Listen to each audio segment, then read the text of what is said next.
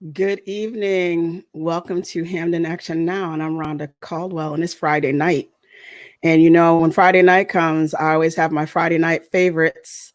I have Representative Ann Hughes from the 135th District representing Weston, Easton, and portions of Reading. Isn't that totally awesome? We have Fairfield County in the house tonight. We also have our old favorite, our partner in justice, Justin Farmer. And I say old because he thinks he's old at his ripe, tender age of 26 years old. So thank you so much for joining us. Get your cocktail and come hang out with us for an hour on Hamden Action Now.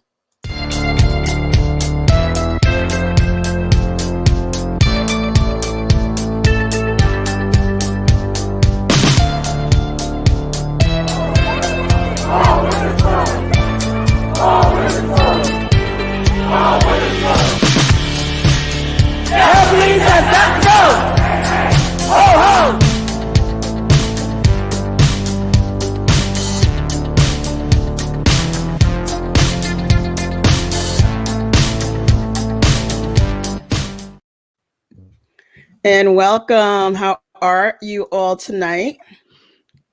Tired, but glad to be here. Well, I know you're tired because I've been on a lot of these public hearing, public comment, public testimony. I don't even know what to call it, but I've seen you on all of them. And I'm trying to testify in front of every committee that I'm not already on, and then the committees I'm on, sometimes they're holding simultaneously. So I got my 2 Zooms or 3 Zooms set up, sometimes on my phone, and I'm trying to hear with one and watch with the other. It's not good for the brain. Not good for the brain. Well, thank God, because women use both sides of their brains at the same time. That's why we can multitask so well. You always wonder how women could juggle. Like you could have 2 Zooms going at the same time and still be dealing with your family in the background. Exactly. Yeah. So we wanted to talk tonight about the public hearing process because I think I've, previous to this year, I think in maybe last year, I only, did present a testimony in support of a bill once.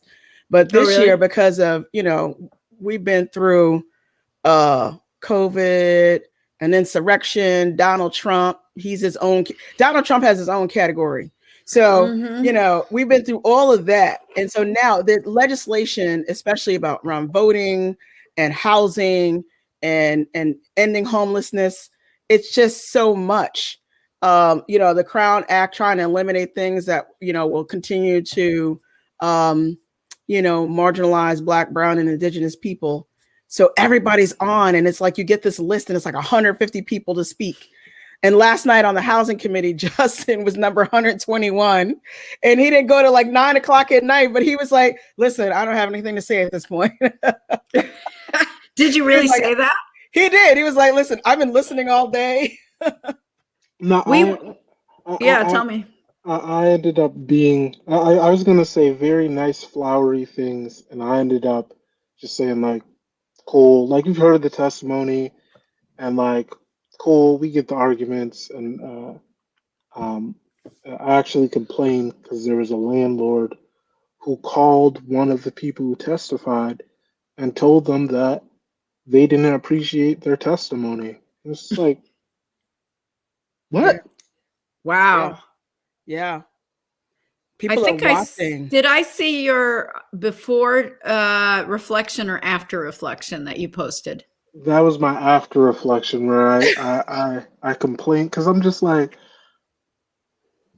you are the type of person why people are asking for right to counsel. I'm like, if you would go out of your way, find someone's number, call them during work hours to tell them that you don't appreciate their opinion on an issue. That impacts them.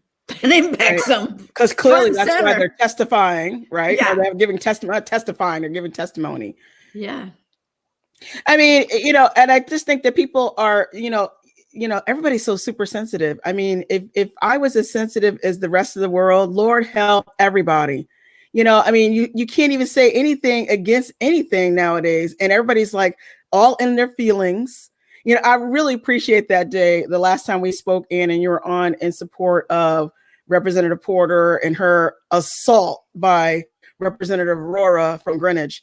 And you made it, you were like, because everything is about their feelings, and my feelings are hurt. And how dare you? I'm being bullied. I mean, you're a bully now because you checked me, and like, this is what accountability feels like. This is what boundaries feel like to people that have been unaccountable or allowed to, just, own the space, right? If you're used to owning the space and speaking uninterrupted, then somebody checking you and reminding you that it's not about you, it's about the public, feels like an assault. And I'm like, why am I the first person? And how old are you, life? And I'm not even the person, but to hold you to account. Where the hell was your mother? Yeah. Right. I mean, goodness gracious. And yesterday I was on the housing committee all day because I was waiting I was number 80. And Justin was texting me saying, your number's coming up. And I'm like, I know, I've been watching, because I have I have like this whole, like, it's like NASA in my house. So I have one computer, which is like my own personal computer, which is what I'm on now. Then I have my work computer here. Then that's got 2 screens here. So, I just keep this going all day until I go like, oh, check that person off. Okay, check that person off. And I'm like, all right, so I don't think they'll get to me by maybe 4 or 5 o'clock this afternoon. I'll go out and I'll log in and watch it. But I mean, who can do that? I mean, that's really a luxury to be able to sit at work and have this computer going with this testimony going all day. It's just not feasible, So we all have to kind of do this buddy system to say, okay, I think your number's coming up. Just get ready because they might call you, log in so they can see you. Yeah, I sign up to testify in all these other committees, and then I can't remember what I signed up for, and then I get a thing from the from the clerk saying, here's your link to log in. And I'm thinking, what did I sign up for to testify in front of Environment Committee? So then I get the whole host of things, and I'm like, well, this is what I want to testify. And I sometimes don't even get the bills right that I'm testifying on because I'm in, 3 other meetings. And I'm just like, here's what I want to say to y'all, because it's my colleagues, right? Yeah. Just go bold, whatever we're trying to, make it better, make it the biggest, strongest thing. Cause who the heck knows, this time last week, we shut down like last year. Right. Not last week. We shut down. We're like, let's vote everything out right now. And that's what we did on insurance. We voted like 27 bills out that day. I just knew it was going to be the last time we got together. Nobody else thought that. They were like, oh, we're going to shut down for 2 weeks, do a deep cleaning. And I was like, no. Let's just vote everything out. Everything, everything that we've heard, we need to vote out right now. It's so funny because next Friday is the 1-year anniversary since the last time I've seen the inside of my office building, literally. And I am not angry. And they've now pushed it. Our executive director, let's give her a nice shout out. Nanthony. We love you, boo. You gave us to September 1st. And everybody's like, yay, because I mean, everybody drives from all over to get to this one state office building. I mean, we got people who drive from hours away, people who came from Bridgeport to go to Rocky Hill. This is just a blessing. I love it. Yeah. This time, in the previous 2 years, I would be driving at least an hour each way at the beginning of the session day. And that hour is just driving. So I really can't get back to constituent phone calls. I really can't discuss, the upcoming day's agenda. And, if we wanted to respond to the press or anything like that, it's really hard to do that while I'm driving. So that's been a blessing. But as we talked about this show, giving more access to the public is good, and there are more people engaged, but it has become marathon public hearing. And is there a point of diminishing value both for the public, who is forced to wait for 12, 13, 14 hours or sometimes, and the legislators? Like, are they really listening? Are they really tuning in? We're trying to give full value to that. So let's talk about that. On that thought, for me, I would be biking 2.5 miles to the train station at like 6:30 in the morning, so I can get to the sign up sheet first thing, so that I could sign up as soon as possible, so that hopefully I can testify and be out of the building if I want to by 3 or 4, instead of being stuck there until 9, Mm-hmm. and then waiting for a train for like 10, maybe 10:30, and then biking 2 or 3 miles home. And when you talk about accessibility, and then also this idea of return, maybe this is a deviant, but this kind of speaks to the conversation of, I think it is time for us to have a full-time legislature. I agree. Like, how does that acting like this is all going to be squeezed into a spring planting season when we have these incredibly complex systemic issues that have, just been given lip service, let's face it, for decades.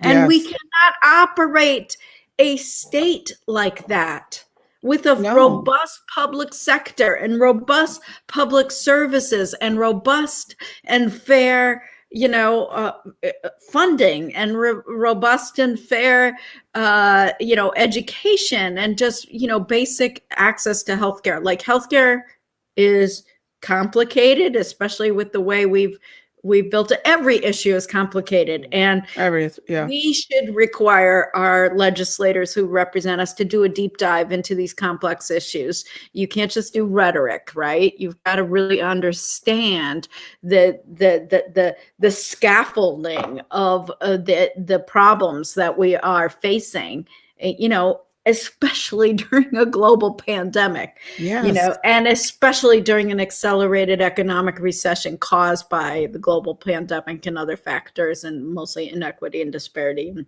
deliberate, economic injustice. But we can't fix it without really addressing those underlying systemic issues. And that's a full-time governance. That is not a part-time governance. That is not like, well, we only have a couple of weeks, so here's what we're going to do. That's really giving the public the short stick, and there's no shortcuts through this. This is why Congress is full-time. Well, I mean, I just don't understand. Well, I do understand. I said I think until we can get the public. I say that, kind of being funny facetiously, until, as the public continues to engage in this process and continue to have the outcry. And I think that that's what groups like us are going to be able to do. We're going to be able to navigate the public to say enough with this $28,000 a year. But, you have to, do 75% of a 40-hour work week for, like you said, 4 weeks out of the year, or 2 or 3 months out of the year. It's just, we're not a part-time state. Exactly. And this is all based on gentlemen farmers and gentlemen, class of farmers that could come in and play government and go back to their spring planting and, pass a budget, and then for every 2 years, and then it's a short session. Cause once you pass a budget, there's nothing else to do, right? We could do it all the rest of governance in a short session. What? Is that just our state isn't part-time, why Like, it just is amazing. We just don't know. No one has known. It's just this whole last 12 months with the pandemic, the Donald Trump, the insurrection, the George Floyd. I mean, like, it was like, if this didn't get everybody to engage, that's right, in our election process and hold your legislative people accountable, tell them they have to tell you, what the hell are you going to do about my problem? And I'm not going to continue to stand by, okay, and have you not return my phone calls or my emails. It's not going to be business as usual anymore in the state of Connecticut, not from the school board to the governor's office. All right. It's enough. And, we've had enough. And we cannot continue to operate in this manner. I mean, just the idea that all the pushback that I heard on the call for the voting HJ 58 and 59. Are you kidding me, really? That's why I had to get on there and say, look, folks, you're telling me, Senator Sampson, that you're going to tell me that, oh, well, it's the state's constitution. We just need to follow it. I'm like, listen, bro, that was written by people who owned slaves in 1865. That's right. That is right. I'm sharing us right now. That is not acceptable. And our constitution in our state has been amended 31 times since that time. And don't act like this is something that's just happening now. I mean, oh my goodness, and I have been telling all my green card holding, West Indian friends who proudly are from Jamaica, and my daughter's father's from Barbados, and hey, listen to me, y'all better get over there and get that citizenship now, and get to those polls. Get to the polls. You paying people money, and you're saying it's okay. I don't need to have a voice. It's okay. Here's my check. Yeah. Ooh, I'm just saying that this has just what prompted this whole platform. Like, I am tired of it. I am tired. Like, they're going to, come on, Representative Hughes. Is the governor really think he's going to sneak $1 billion industry into Connecticut and not have people have a problem with that? Thanks. Without equity, without talking about repeal of people's criminal records. And continue to criminalize people for it. You're going to say, oh, you need to go across the street and buy it from here, because if you grow more than 6 plants in your backyard, we're going to come throw you in jail. Yeah.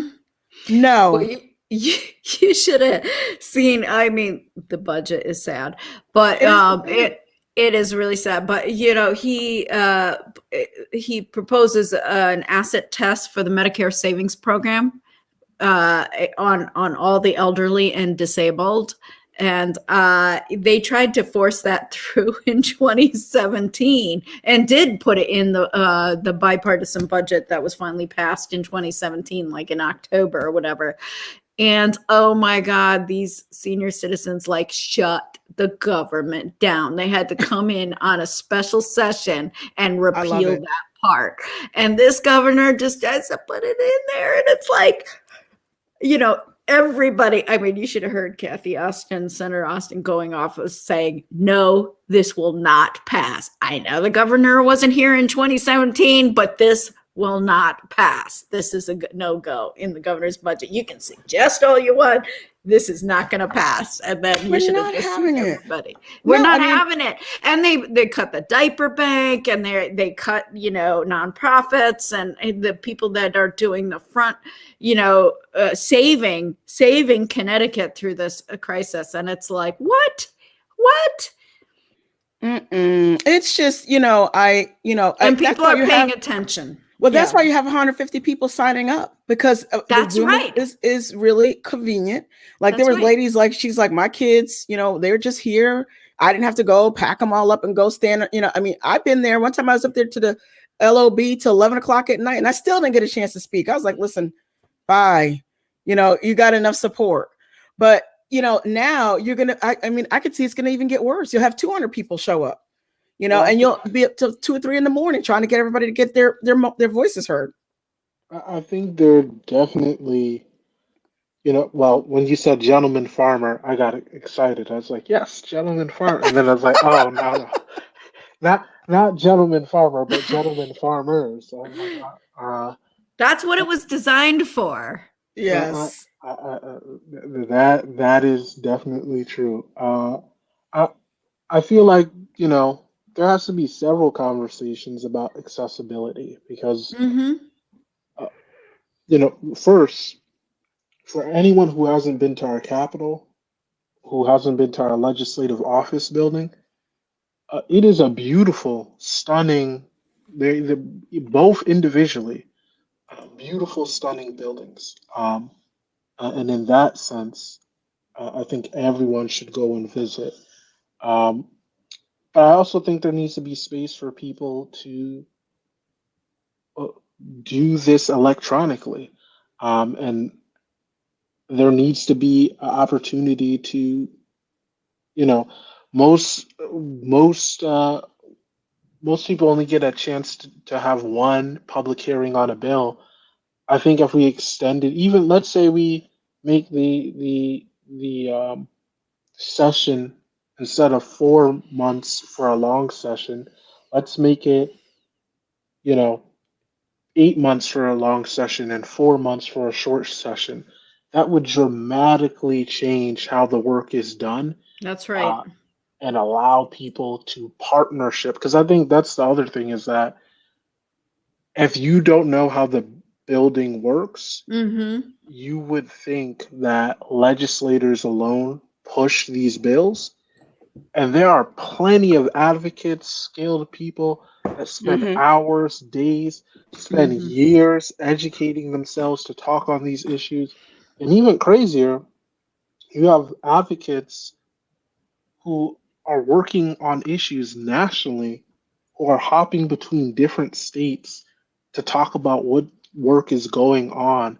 And in that sense, I don't feel like Connecticut really plays the same way in the tri-state area as, the Massachusetts legislature or the New York legislature. I feel that they have a bigger presence and more solidarity with their community and also get to be better leaders. Yes. Uh, Mm-hmm. but the last thought I want to share is that, you know, Congress doesn't do as much. The state legislatures are way more important than Congress.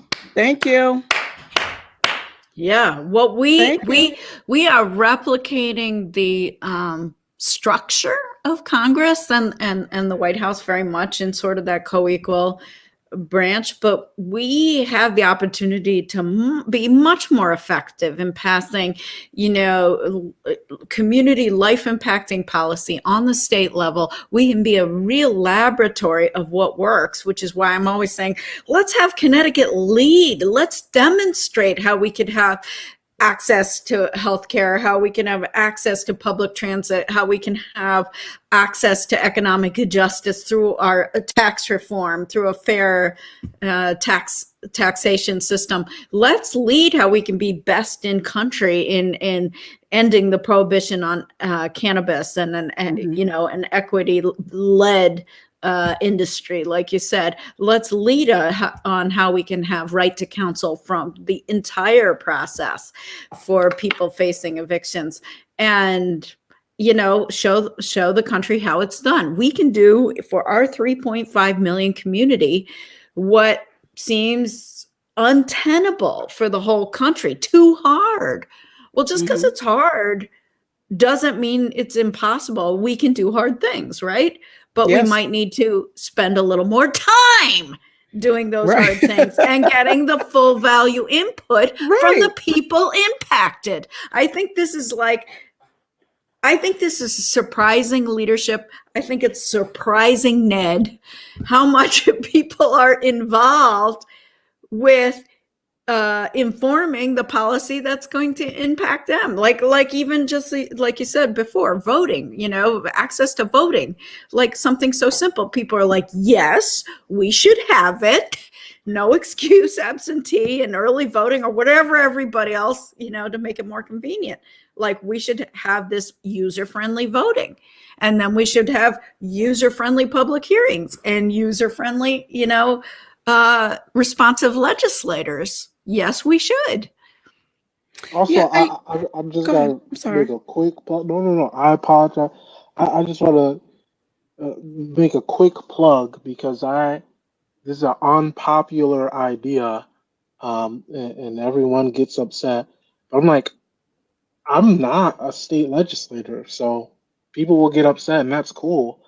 I know as a town council person, I'm one of 15, maybe 17 people who's in charge of $230 million. And I know I get paid $2,160 a year or $5.56 a day repeating. So if we have a $30 billion budget Billion. and we have less than 200 people who are in charge, if you add the governor and the finance, the The political treasurer Warden, appointees. and comp controller Lembo, cool, you still have less than 200 people. So for 200 people to make the decisions on a $30 $30 billion billion budget. budget, and we're saying, cool, unless you're running like 6 or 7 committees and you're the chair and you're, the Senate president and the Speaker of the House, like no one makes more than what? No one makes more than $50,000. Nope. No, it Nobody. doesn't matter what you're doing. Like no Yep. one is making that much money. So it's not just time, Representative Hughes, that I'd say, but I also would say it's the money. Like you have to pay the cost to be the boss, and like to have good government, you have to pay people. And to put it another way, Right. our families and our employers, like I'm a social worker for a nonprofit, long-term care facility, one of the best in the state, but whatever. They're subsidizing us to do this because we're not giving our full value to that. And those of us who, are taking a work cut of what I call our real job, then our families are subsidizing us because we're not getting that income, right? So think of it another way. We're getting subsidized already by our employers and our families to do the government work, when really it should be all of us, right? Like we deserve a full-time government, or at least 3/4 time government, or half-time government, which this is not. Because, by the way, it's not just being in session. We're doing we're on those oversight committees. We're on those task forces. We're on the deep dive where in some ways more gets done then, because that's doing the deep dive of listening to all the stakeholders. I was on a special transportation, a special task force convened by the governor for public transportation for everybody, adults, seniors, people with disabilities, and veterans. I mean, it was incredibly important, and all these recommendations, and we were looking at mobility as a public service, mobility, not just buses and stuff, and looking at Flex Denmark and really state-of-the-art stuff. Give all that recommendations, and then what happens? Government shuts down and nobody looks at it. So I'm like reviving it and giving it to the new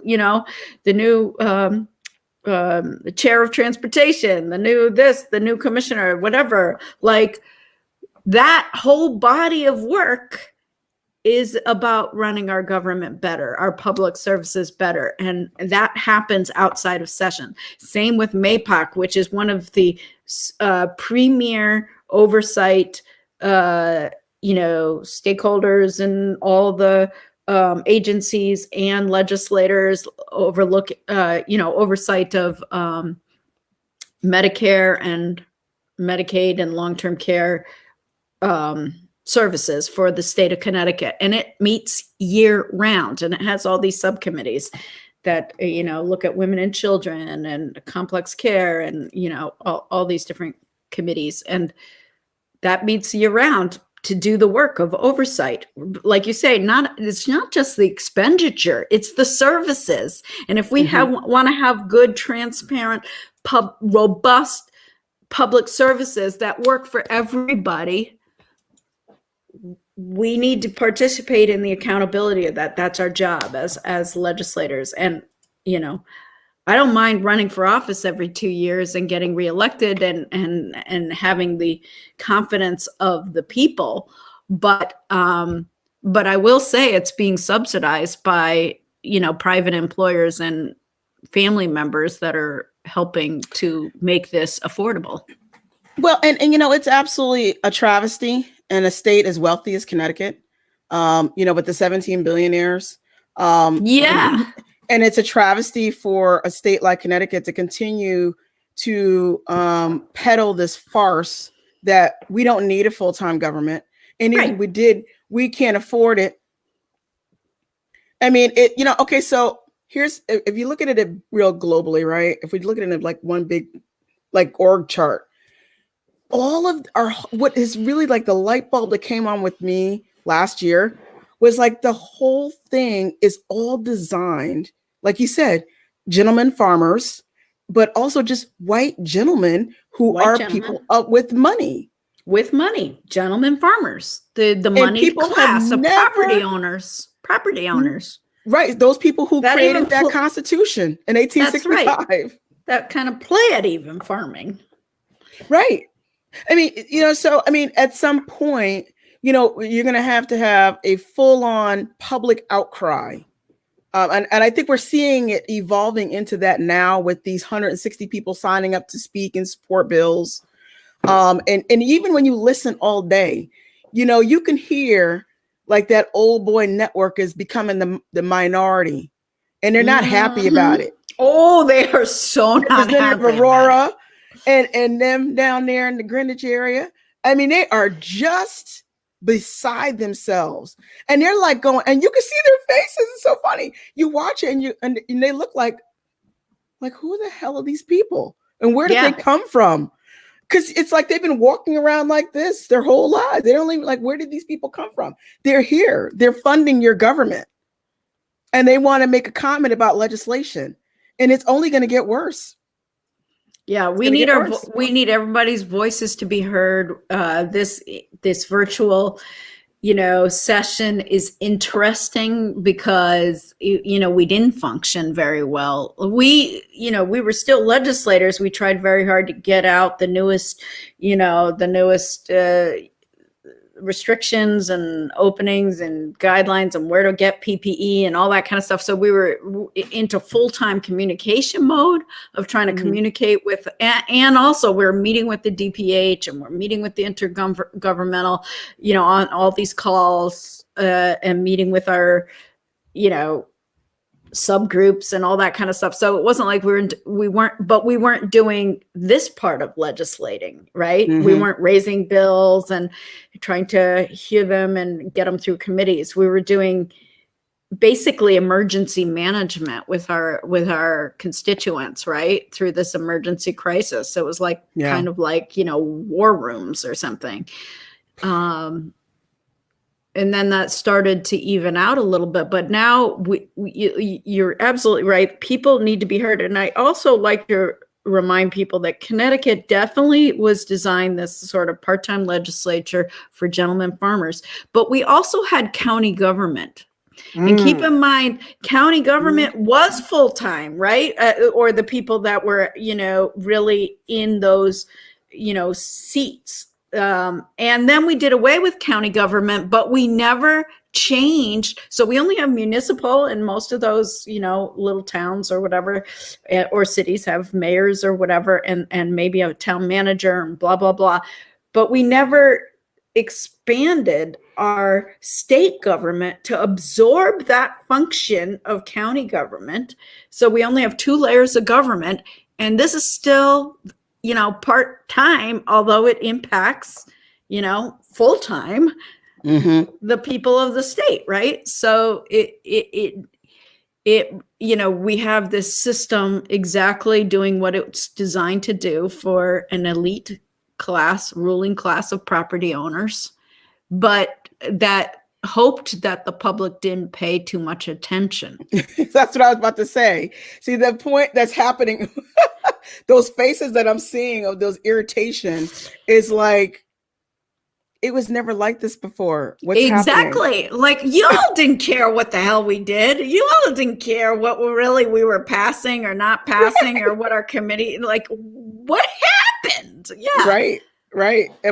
And they're very, I'm sure they go back home and they're like, dear, did you see all these people? There's 150 people to speak about housing, and about the Crown Act, really about people's hair. Could you imagine? Right. Yeah, well, it's like the public just kicked down the Zoom door and flooded in to the halls of the LOB, Yeah, and I mean, again, like you said, just for access, I would love to know what they're going to do after. I don't even know. Like, we keep talking about when the pandemic's over. I don't even know what that looks like.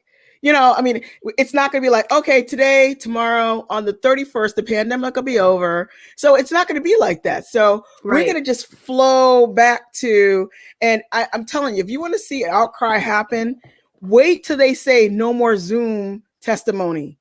Oh my God. No, see, I think you're really right that the legislature, got surprised after, after Sandy Hook, when the public showed up in force and demanded gun violence prevention legislation, right? And that was like, wow, all these people showing up really determined. Okay, so but that was an anomaly, and then and then usually people, and heck, I was only a freshman in 2019, but they would sign up, but then people had to go back and put their kids to bed and blah blah blah, so they'd leave, and often a lot of the legislators left too. So just be the chair, the vice chair, one lonely member and a ranking member maybe, and that's kind of it, was still hearing testimony, and then there'd be like 10, 12, 5 people left in the room, and then, finish up and then go home, right? No more, because, like you say, people are, Yeah, here's the fear. Have to leave to feed the cat. Or feed the cat. Dog. Or the dog. And they know who they are. A happy fat dog right here in Hampden. So anyway. Yeah, so I think that the public being part of it is the whole point.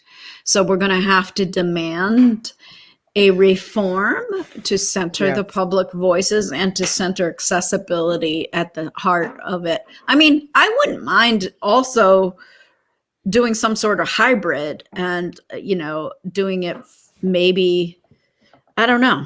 It's just really hard to do because like Justin, you were saying, the LOB and, the building of government, sort of like as you think about Congress and you think about, the buildings of Congress, they do, lend themselves to a certain, gravitas around this and sense of awe around the work of government. But if we are serious about centering the public voices, and I certainly am, because that's what the whole point is, then we have to keep kicking down the Zoom door, or providing access to everybody who wants their voices to be heard. Well, I never forget when they had the police accountability bill and Senator Kissel kept jumping in talking about the potato farm, the potato famine. Yeah, the potato. I was like, is he seriously? And all of a sudden, CTN is getting way more views than it ever got before, right? Because we're all saying, is he seriously comparing the potato famine? He was comparing the potato famine to slavery. Yeah. And so every time somebody would bring up slavery or racism, he would like, I'm telling you, the potato famine. And the Irish potato famine. I had to go look that up. We suffered. Yeah. We really suffered, man. And after that, I was like done. I was like, okay, we're all. And poor Gary Winfield, God bless his soul. He was on the like, it was like 1 o'clock that he still was going. Yeah, it was. After that, I was like, okay, CTN is one of my favorite channels on YouTube now. I know they've never enjoyed such an audience. Well, I want to pose a question to you, Rep Hughes. Because I thought of two different things. One thing that I thought about last session on some of these major bills like paid family leave, Fight for 15. Shout out to my state representative, Representative Porter. Yes. Porter for the people. But I talked about the idea of having public hearings in different locations throughout the state and really allowing people to congregate in their community and kind of have conversations and dialogue and do somewhat of a listening tour. I think that'd be a beautiful thing. Now, post COVID, I have all different types of concerns about people gathering to do such a thing. But I think to flush out this thought a little bit, I think doing stuff like that should be lent to the people, that there should be opportunities to do somewhat of a listening tour of some of these bigger legislations and kind of hear people's concerns where they are and give them the ability. Zoom does that, but I also have a concern where Zoom might potentiality be used as a tool of oppression, where I could easily see something like the police accountability bill, where if we didn't have COVID and the anti-vaccine movement when they came to the Capitol, or gun rights activists stormed the Capitol with their guns and were just chilling out, I could easily see someone say, I'm concerned about public safety, so we're not going to meet in person. I'm not going to allow a meeting to happen in person. And I think it becomes much harder to gauge, reasonability of public safety. So I guess the two questions I have are what are your thoughts about that listening tour idea? And what could you conceptualize post-COVID, even CTN, to cover those things? I couldn't imagine them traveling around the state trying to hold that to the public. But even more important is, if Zoom is allowed to be a tool, how do we make sure that it's being used in an appropriate way? Where we as constituents, as community members, can be in community and hold people accountable?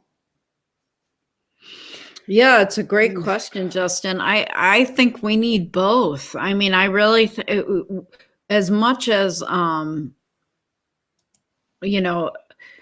as much as I recognize the accessibility of Zoom, I also think we need to resume showing up in our communities and creating access for conversation, because you don't have that when you're doing a public hearing. You don't have conversation. I mean, I used to be at my coffee shop every Friday morning, all year round, for an hour, so that people can come by and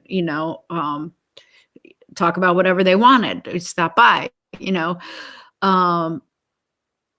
but how do we amplify that, right? How do we, I think the listening tour, everybody show up at this, auditorium or whatever to have, so that we can listen to you, so that we can hear, do a round table, like a real round table. And I think that there are ways that we have tried to model that, but we do it during the day and then people are working and they can't show up. So there are all those barriers that we are contending with post and during COVID and will be for a long time afterwards.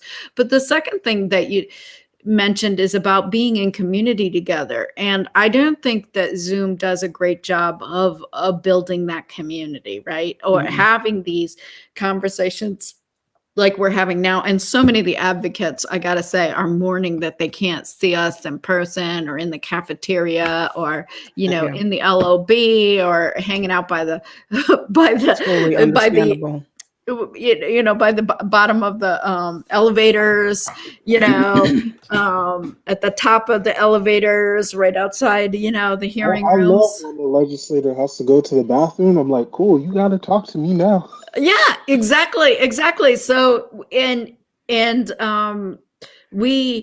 we missed the fun that we had in person. Like, you know, there was somebody who wrote today, I don't know about you all, but 2019 was way more fun. And it was more fun. Like, it was, you know, we just, the shenanigans that went on, like, you know, I won't get into those, but, you know, like we'd be sitting around and, you know, we'd be doing laps. We'd bring our little tennis shoes and we'd go outside and walk around outside. So we get some exercise and then go up and down the stairs, up and down the stairs, up and down the stairs at Capitol during session and things like that.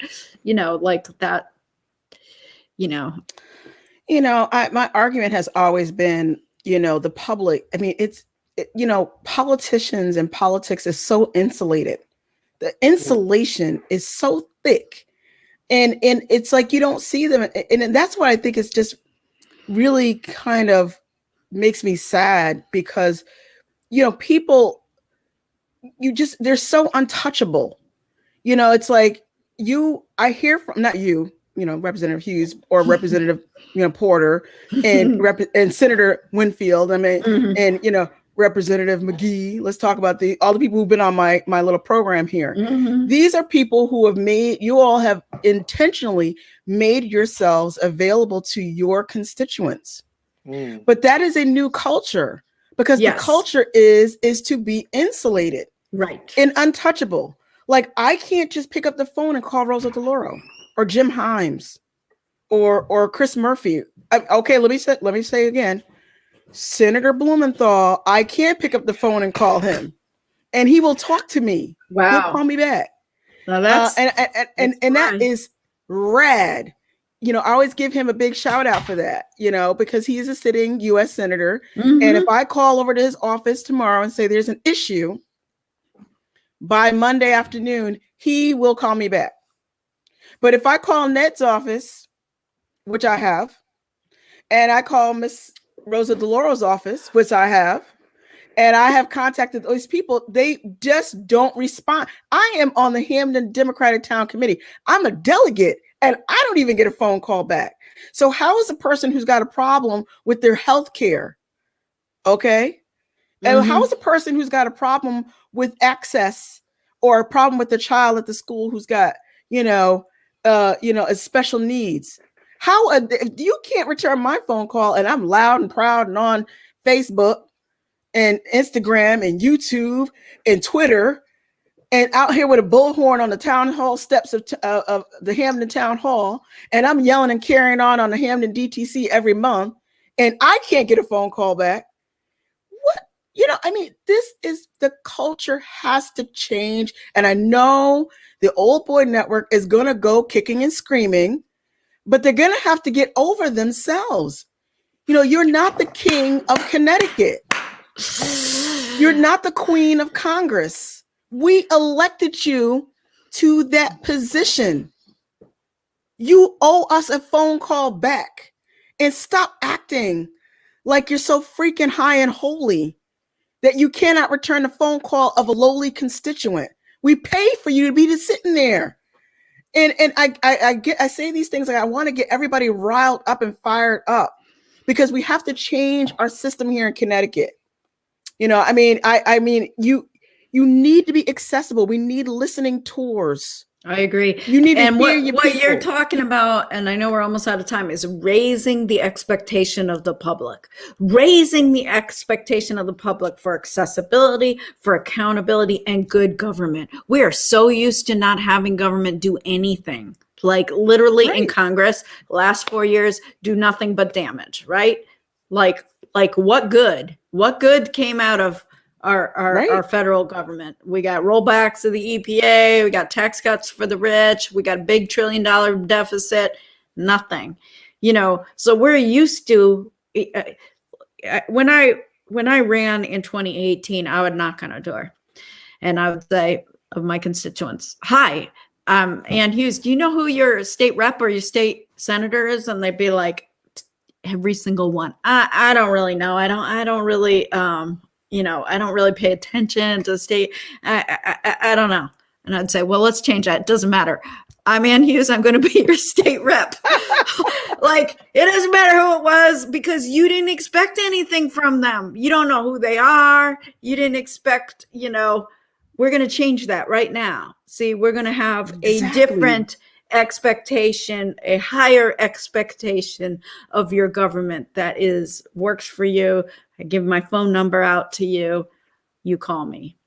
You cannot continue on this track. I mean, if we didn't see that from 4 years of Donald Trump and then the insurrection on January 6th, and then, the credible threats of domestic terrorists and terrorism and conspiracy theories that are woven into our government. If that hasn't really gotten everybody off their seat and say, I need to get involved now. Mm-hmm. I need to get involved. I need to find out who these people are on my school board that are setting policies that are teaching my kids. Who are you? And the Board of Finance. Listen, the town of Hamden just came out with an audit that said we had a negative fund balance. $2 million in the negative. That qualifies us to now be thrust into MARB. So how does that kind of thing happen? I just always say, how the hell did we get here? It's because the lack of public engagement. Mm-hmm. I'm going to tell you, Representative Hughes, when I came to Hamden in 2017 and I looked at the audit then, I had a holy crap moment. I was like, I said, have y'all seen this? And I told people, I was like, have y'all seen Hamden's audit? And they're like, we didn't pay our pensions. I took pictures of it and I started putting it on We didn't Facebook. pay our pensions in Connecticut for 70 years. That's why we had unfunded pension liability. I was like, how come we didn't know that till 5 years ago? It's a crisis. Until we're a crisis. On the town level where I'm like, fam, I'm 26. I'm like, y'all haven't paid into the pension for 23 years. So since you were in preschool. Like, yeah, we should know that. Do something. You need to fix it. What are you doing? I'm like, Representative Hughes, I work for the state of Connecticut, and in my position, I have the Hamden Housing Authority as one of my housing authority clients. And let me give Hazel Ann Cook, the executive director who's been there for 34 years, a shout out.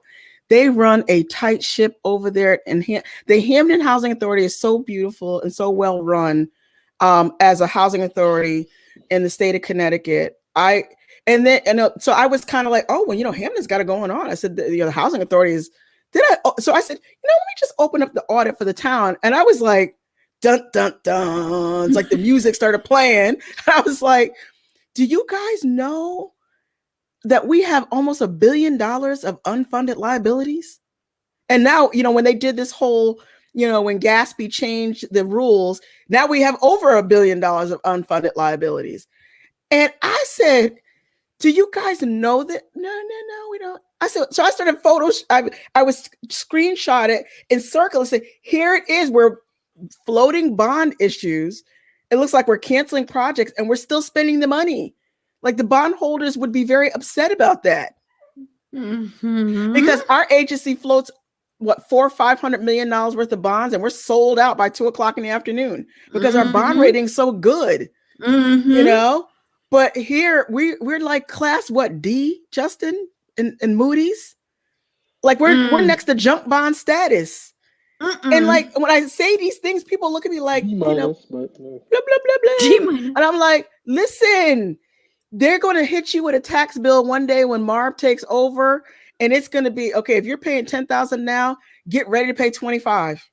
When those debt liabilities become due. I love to say to folks, well, they just say cut spending. I was like, listen, half of our budget is fixed debt liabilities and fixed costs. Half.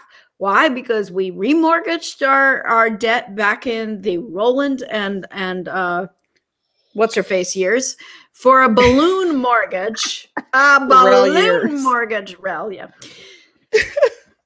Unforgettable. And that is now due. So balloon is now due. So we've smoothed out the payments to 2042, which is passing that along to your kids. But it's still due. It's not like, I'm just not going to pay those debt liabilities, that they're due. And here's what I would like to say about the pensions. Those people, like my father, who worked for 35 years as a public school teacher, they did the work. They did the work. You don't just say, never mind. We are not going to pay your retirement now. You cannot. You did the work. So you think that they're too rich, these pension plans? By the way, they're not now. They're not now. Skinny.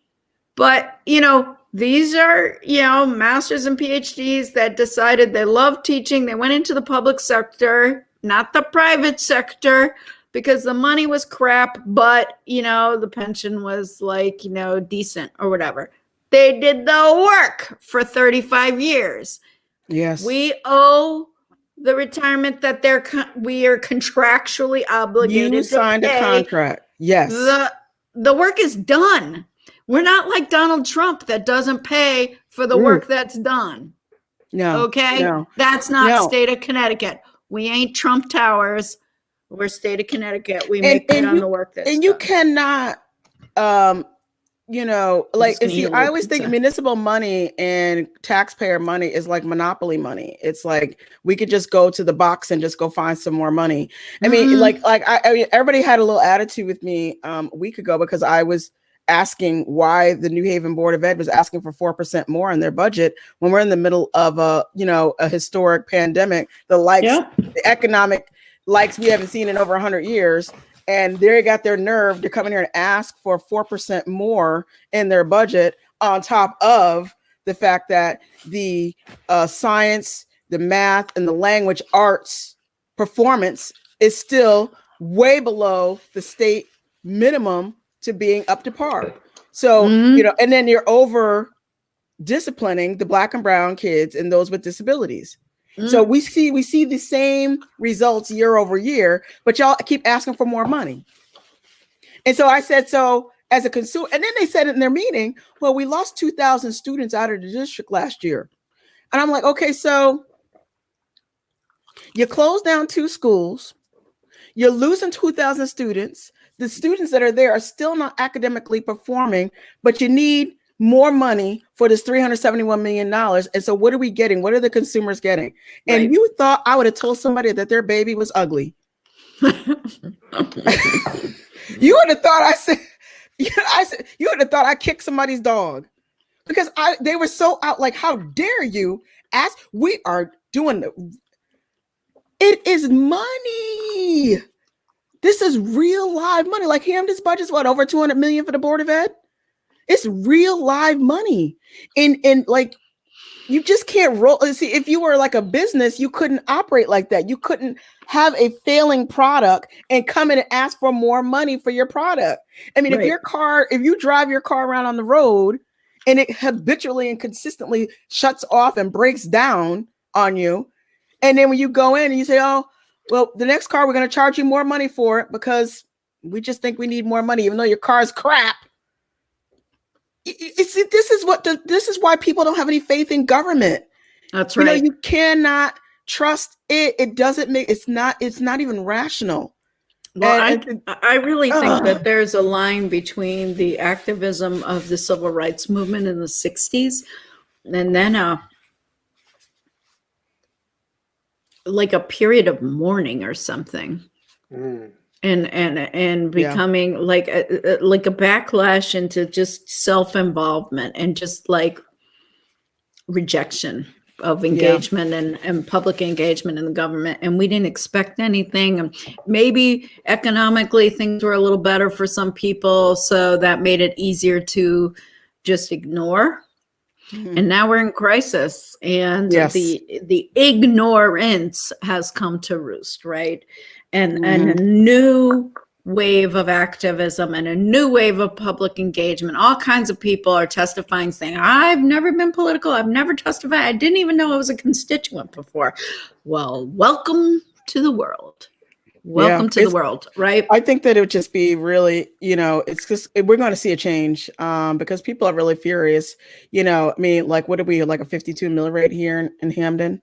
And I mean, how much more money can you just constantly keep soaking the citizens for money to Well, operate your business that is failing the people that are paying for it? I mean, and you're going to continue to see constituents get involved because they've had enough. I'm sorry, I'm on a rant tonight. no. I just want to make one more point in connection about accessibility because um, you know, what Representative Hughes said, there was a period of mourning after the civil rights movement. Yes, It seemed like for 30 years, people just kind of they gave up. like they're Resignation, right? Hmm. well that too. But you know, if you haven't seen Judas and the Black Messiah, go see it. But Mm. we know that civil rights movement leaders were assassinated. Uh, Assassinated. Robert Kennedy, who was very much guilty of part of J. Edgar Hoover, but also became an amazing advocate and a people's politician Mm-hmm. in the truest sense. Also assassinated. Um, the war on drugs, a war on poverty, Yeah. where people were under attack. But I say all that to say, you know, to make government more accessible, yes, people need to be able to vote. Yes, we need to be able to testify. We need to be able to be in community and have those connections. But there needs to be dialogue. And Dialogue. you touched on county government. I don't think it's either or. I think it needs Mm-hmm. to be both. Man. I think we need to extend our session.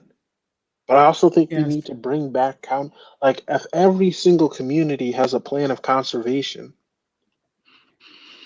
if we have these, COGS and SCROGS, the Southern Connecticut Regional Transportation Committee, people Hmm. don't even know what that is. They don't even Mm-hmm. understand that federal funds are coming to a That's group right. of people to make those decisions that Right. affect local leaders, that in Mm-hmm. Yes. turn state leaders to DOT that go back to the Fed. Like people don't understand this web.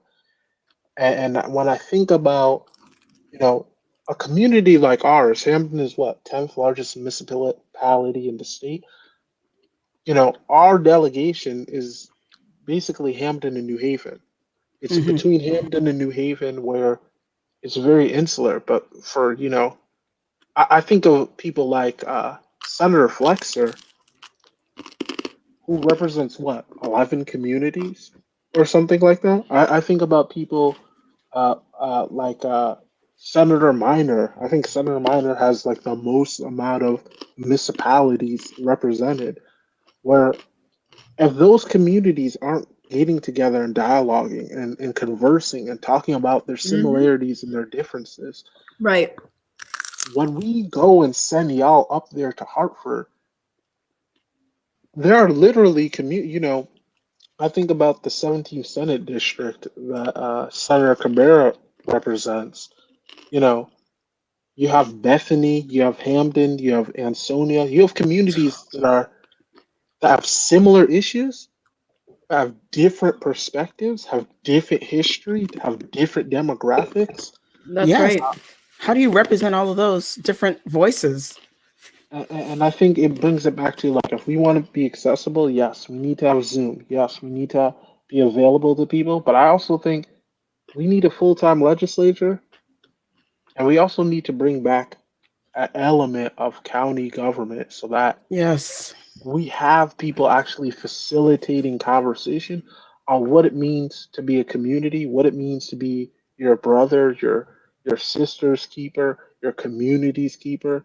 Because I know for me, I'll conclude on this thought. You know, across the street from me is a a a a warming shelter. Behind my house, there is a halfway house. 6 houses down from me is New Haven. And Hmm. when I think about the issues, the young men that I see that chase me on the bike, who get excited to see me race around on my one wheel, my motorized skateboard, and the young people that I got to employ on the campaign, they're from this community, but this community is not Hamden, it is not New Haven, but it is the people who surround this neighborhood and who share an identity and share a story. And I think that gets at the heart of representation is when people feel that they are part of the process. Hmm. That's right. Then they belong, right? We belong. And that's why I love Connecticut. We aren't that big, even though you're No. right. We have this really diverse community from Maria Horn's 9 towns in the northwest corner to, like you said, yeah, to Bridgeport and to, Senator Flexer's area in the east. We're still one community, and I love the Yes. idea, not so much of county government but county community, that we do share a sort of synergy around our transportation, about our arteries and our highways, and which hospitals we go to and which long-term care facilities, and the workforce that provides all of that is sort of our entire workforce that we rely on in my 3 towns don't live in my 3 towns. I mean, Right. maybe a few of them do, but in terms of, all the teachers and, again, all the hospitals and everything are in Bridgeport or Norwalk, and, we don't have any commerce. So we don't have any, we're very rural, so we don't have any businesses. So all Right. the people's, either they're working from home or they're going out into the wider community to work, to shop, to visit, and to see their loved ones or whatever. It's beyond the border of even the district. So we have to start acting like we're not islands, and like you say, form those communities bonds and real dialogue and real common interests, and work together on these things. Because I'm seeing a lot of pitting against each other, and I'm like, I refuse to do that in this budget. I refuse to Thank you. compete, and put these people, whether they're in the nursing home or the workforce or the nonprofits, or Cannot. you cannot compete for the same funding. No, we just have to raise revenue. Yes. We have been underfunding and deliberately disinvesting in the communities hardest hit and most impacted. And I refuse to pit us against each other as a competing interest. We're all trying to survive. Yes. Amen. And if you can't, it's like I said, we're gonna have to change this culture here in Connecticut, kicking and screaming, because that's just been the culture. You're untouchable. Like, don't even call me up and ask me to have a meeting, because and you need to call my 2 other assistants and get to them, and then we wonder why we don't have, like I said, everyone's like, oh, well, why don't we have a lot of more, people who are really interested in understanding and getting involved in civic engagement. if I can't get you on the phone and I can't email you and get a call back or anything, so why should I bother? Well, people are really going to we're done with it. I mean, I lived in South Carolina for a little while where they have, and I owned a house in North Carolina where they have county government. Everything went through Mecklenburg County. Everything. I was Charlotte, North Carolina. That was my house was located, and even when we had an issue in our community, the county police showed up, not the Charlotte police, the county police, because the Charlotte police would show up to the city from what I think, but I don't know. It was, you know what I'm saying? It's just totally different. And just imagine, I mean, that's been our thing. If we could have county government, we wouldn't have all this police occupation that we have.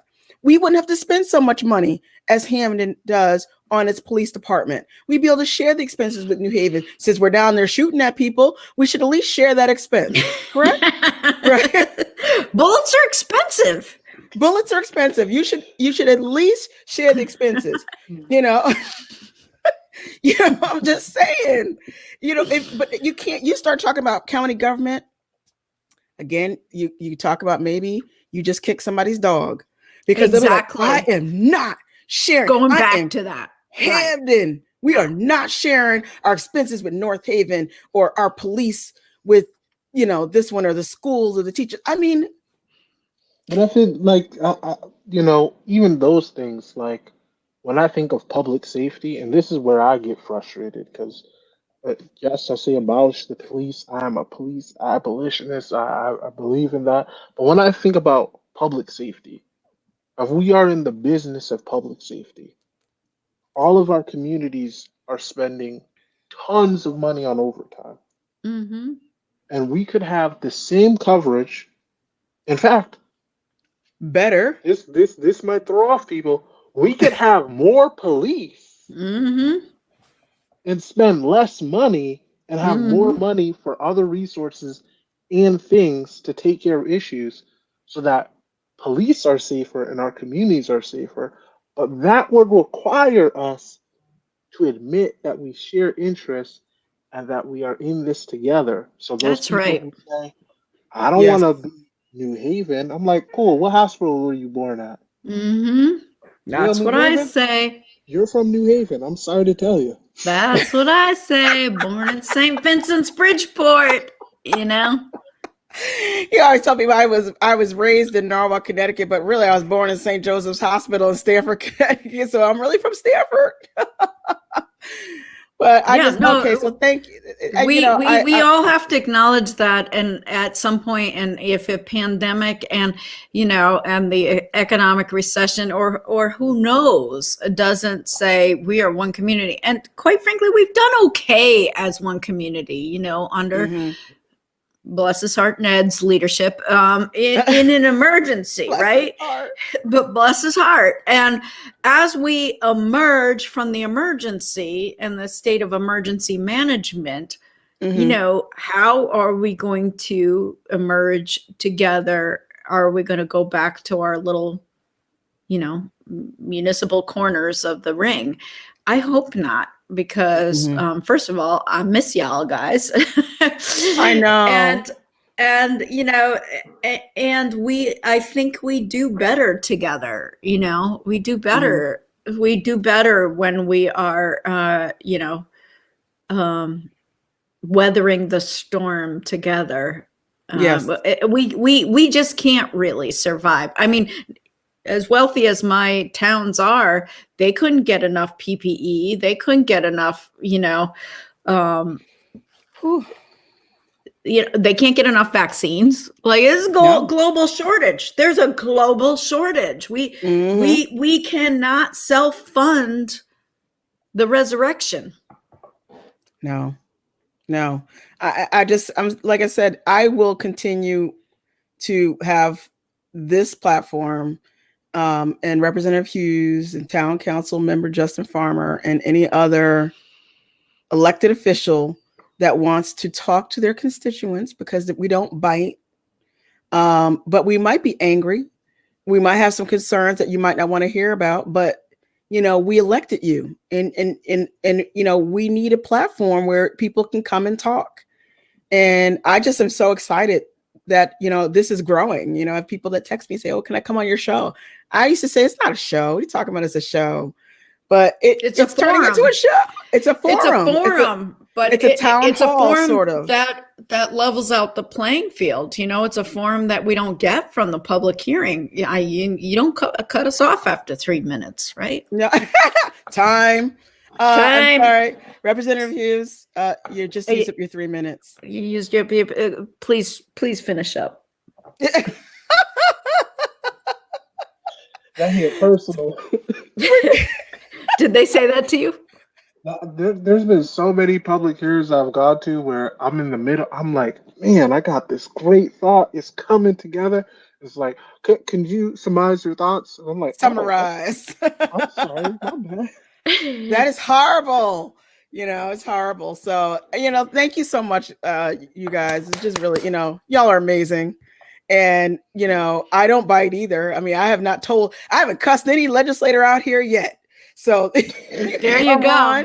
And we could talk, you know, I will hold you accountable for your performance, you know, and if your performance sucks, I'm going to tell you. And you can't ask me for $400 million and your performance sucks, and I'm not going to mention it. But I'm just saying, I think that this is a great opportunity. And if you have anybody else, like Representative McGee, and you know, my folks in Hartford, I just love them. I'm like, listen, I know everybody's busy right now because you're in the middle of your session and whatnot. But when it's over, you know, I want to have our platform filled with people able to come out and talk directly into the camera to the constituents and tell them what their thoughts are, what their plans are, the legislative priorities, and not be cut off in 3 minutes. Here. This is what I think the revolution's going to be hybrid. I just do. Yes. Well, I hope be a little of this, little in person, little on the bike, little in the streets, maybe just mostly in the streets. I don't know. Yes. So thank you all so much this evening. Hopefully we'll have you come back again soon whenever you're free and available. Justin's getting ready to go into budget time. So he's getting ready to have a lot of fun here in Hamden. He'll be getting told off on a regular. And he takes it so well. He just takes it all in stride. And then we have municipal elections coming up soon. So that's going to make for a fun, exciting summer. So, and hopefully I'll be getting my vaccine on March something. And I want the Johnson & Johnson one-shot deal. Okay. I want to be going back. Okay. I need to get out of this house and done. by any means necessary. One and done. All right. Thank you so much, everybody. Have a great night. Thank you. Take care.